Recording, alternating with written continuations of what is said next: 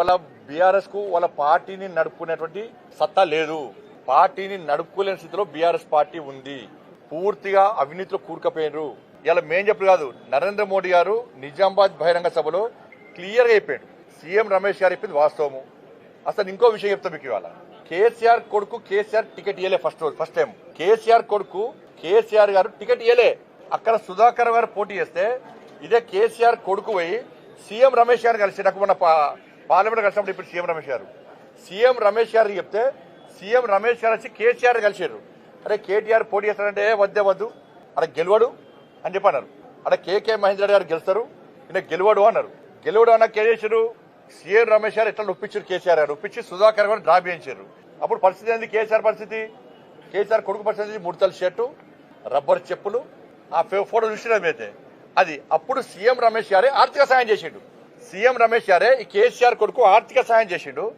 CM Ramesh గారు చేసిన ఆర్థిక సాయంతోనే నువ్వు ఎమ్మెల్యే అయినవు. ఇవాళ ఇది ఫ్యాక్ట్. ఇది బీఆర్ఎస్ నడుపుకోలేని స్థితిలో నువ్వు బీజేపీలో విలీనం చేద్దామనుకున్నావు.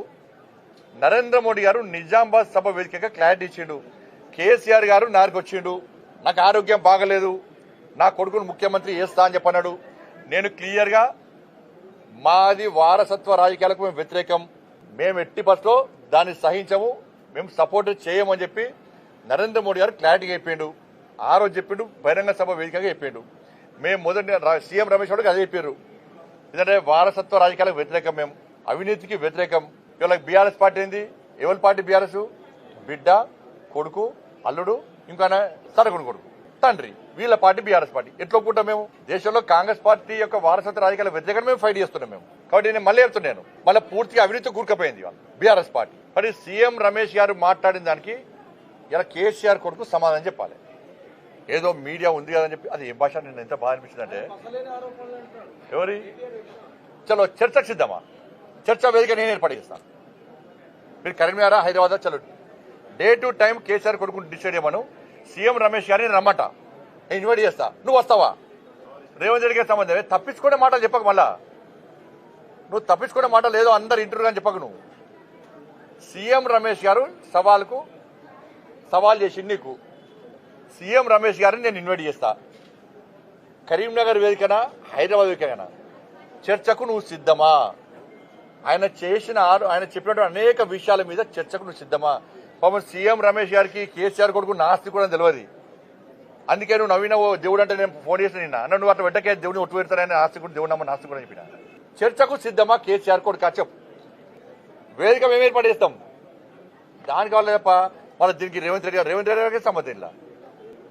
ఆ భాష ఏందన్న, నిన్న ప్రభుత్వం చాతకంతనం, ముఖ్యమంత్రి ఎవరన్నా కానీ అన్న అరే హౌలే అట, అరే హౌలే. కలెక్టర్లు నిన్న కలెక్టర్ గాని వన్ అయ్య గాని, కలెక్టర్ గాని వన్ అయ్య గాని అట, పోలీసోడు. ఇది కేటీఆర్ కొడుకు వాడే భాష, ఇది కేసీఆర్ కొడుకు వాడే భాష. కలెక్టర్ గాని వన్ అయ్య గాని అట. ఇది అన్ని భాష? ఇది తెలంగాణ భాషనా? ఇది తెలంగాణ యాసనా? ఇది ఇంత అహంకారం ఎందుకు? కనీసం సంస్కారం లేదు. సంస్కారహీనుడు నువ్వు.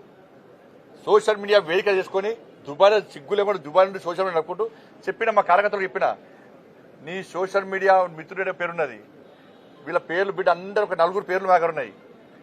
మాకు వ్యతిరేకంగా, మా పార్టీకి వ్యతిరేకంగా కాంగ్రెస్ పార్టీ వాళ్ళంటే భరిస్తారు. వాళ్ళు రాహుల్ గాంధీ తిట్ట భరిస్తారు, ముఖ్యమంత్రిని హరే హౌలోన భరిస్తారు, వాళ్ళ పార్టీని తిట్ట భరిస్తారు. చాలాగానే వాళ్ళు కాంగ్రెస్ వాళ్ళు. కానీ నరేంద్ర మోడీ గారిని కానీ, మా ప్రభుత్వాన్ని కానీ, మా పార్టీ నాయకుల బిడ్డ ఇంకొకసారి ఆ స్క్రైబ్ ఈ స్క్రైబ్ పేరుతో మాట్లాడే ప్రయత్నం చేస్తే పక్కా దాడులు గ్యారెంటీ జరుగుతాయి. పక్కా నేను హోమ్ మినిస్టర్ చెప్పొద్దు, కానీ నీ అరాచకం పెరిగిపోతుంది. దాదాపు 100 సోషల్ యూట్యూబ్ ఛానల్ పెట్టుకొని అడ్డదారులు సంపాదించిన పైసలు వాళ్ళకి వెచ్చించి వాటి ద్వారా ఏదో చేయాలని చూస్తున్నావు. ఏం కాదు, దాంతో చేస్తున్నావు. అధికారానికి వచ్చినావా? ఉన్న సీట్లు వీకినాయి. నేను మా కార్యకర్తలు కూడా చెప్తున్నాను, ఈ కేసీఆర్ కొడుకు యూట్యూబ్ ఛానల్ వేదికగా ఇబ్బంది, తప్పుడు వ్యాఖ్యలు చేస్తున్నాడు, తప్పుడు ప్రచారం చేస్తున్నాడు. ఎక్కడికక్కడ అడ్డుకోని, దొరికిన అడ్డుకోని, చలో కేసులు అయితే కేసులు అని.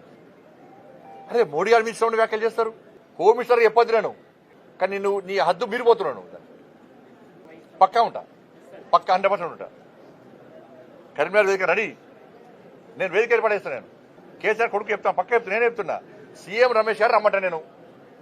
సీసీ ఫుటేజ్తో సహా 10 సంవత్సరాల నుంచి కాంట్రాక్టులతో సహా, నువ్వు చంపిన కమిషన్లతో సహా, నువ్వు పాల్పడ్డ అవినీతితో సహా అన్ని తీసుకొని ఆయన వస్తానని రెడీ ఉన్నాడు.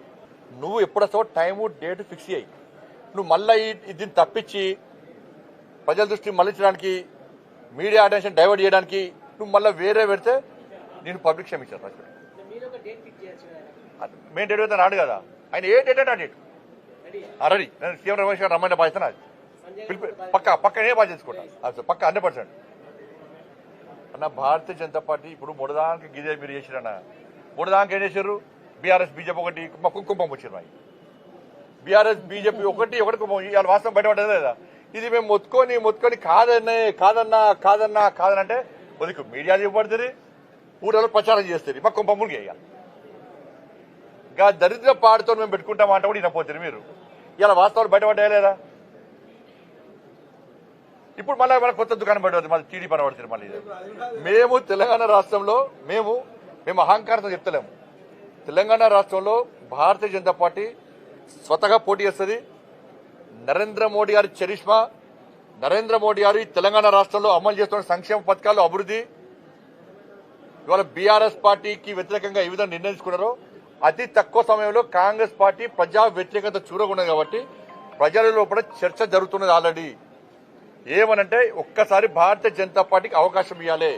అందరికీ ఇచ్చాం అధికారం, బీజేపీకి ఇద్దాం అవకాశం.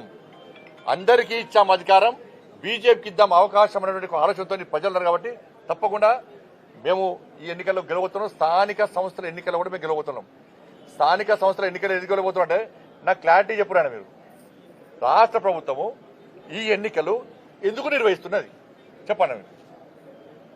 చెప్పరానయ్యో, రాష్ట్ర ప్రభుత్వము ఈ ఎన్నికలు ఎందుకు నిర్వహిస్తున్నది? ఏ నిధులు? మరి కేంద్రంలోకి వచ్చినంత మరి ఓట్లు ఎవరికి వేయాలి? మాకేయాలి కదా. కేంద్ర నిధుల కోసమే ఎన్నికలు చెప్తున్నారు.